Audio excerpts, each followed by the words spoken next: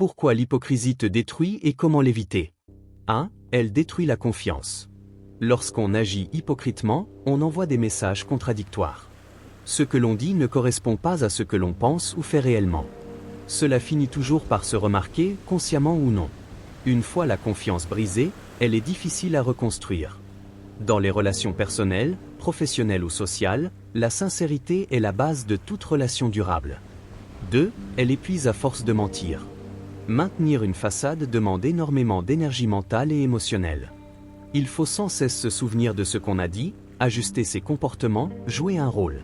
Cela entraîne un stress chronique, une perte de spontanéité et parfois même un épuisement psychologique.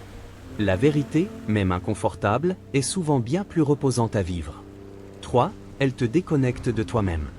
En jouant un rôle, tu renies peu à peu tes valeurs, tes envies, ton identité. Tu deviens ce que les autres veulent voir, pas ce que tu es vraiment. Avec le temps, cette dissonance crée un mal-être intérieur.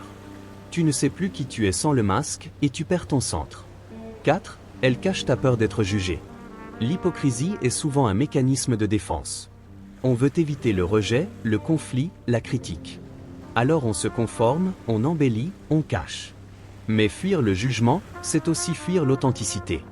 Et paradoxalement, c'est en étant vrai, avec ses forces et ses faiblesses, qu'on crée les liens les plus profonds. 5. Elle crée des relations superficielles. Quand chacun porte un masque, il n'y a plus de vraies rencontres.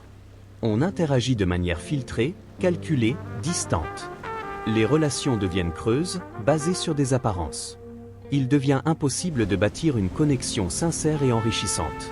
6. Elle attire la méfiance.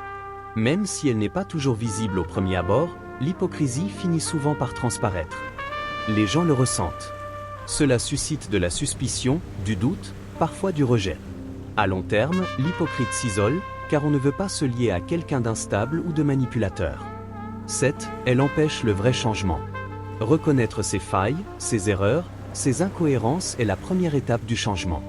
L'hypocrisie, elle, les camoufle. Elle empêche toute remise en question profonde. Tant que tu te racontes une fausse version de toi-même, tu restes prisonnier de tes blocages.